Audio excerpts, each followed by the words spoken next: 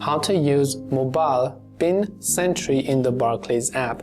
If you want to use Mobile PINsentry on the Barclays app, what is first of all Mobile PINsentry? So basically you can use Mobile PINsentry to log into online banking and authenticate transactions, and you can use it without a card reader or your debit card.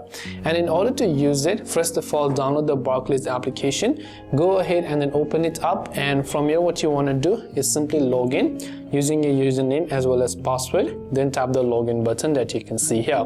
Once you tap the login button, on the next page you have to simply select the account management menu, then from there select the option that says Mobile PINsentry. From there just tap on identify to generate an 8-digit code. Go to the online banking login page, then from there select login with Mobile PINsentry, enter the 8-digit code, and just like that you will be able to use your Mobile PINsentry on the Barclays app.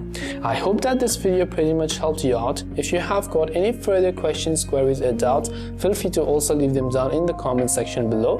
As always, thanks for watching till the very end of this tutorial, and see you soon in our next video.